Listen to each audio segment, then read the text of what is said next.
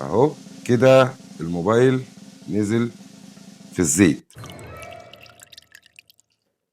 ده بينقط، ده زيت وده لبن ودي كولا وده صابون ودي شوربه ودي قهوه وانا نواوي. وده موبايل فئه اقتصاديه مقاوم للميه بمعيار IP69 برو، مقاوم ل 36 نوع من السوائل ودخل موسوعه جينيس بالسبب ده. وكمان بيقدر يستحمل السخونيه لحد 100 درجه، وبيستحمل انه ينزل جوه الميه لحد 6 متر. وانا بقى اخترت الست انواع دول ونشوف الموضوع حقيقه ولا خيال. كده اول حاجه ادي الموبايل شغال، وهنبدا بالصابون. نبدا اول حاجه نغمر الموبايل كده في الصابون، يعني ايه اهو بيفتح بيقفل. خلينا نغسله بقى ايه في اللبن.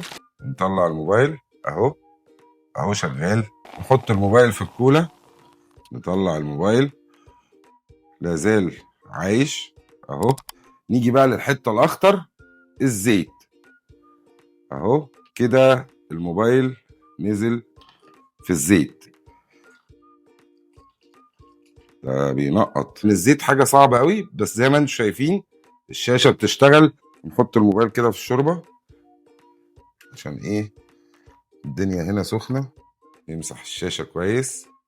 الموبايل شغال. ننزل في القهوه لخبطيط اعظم.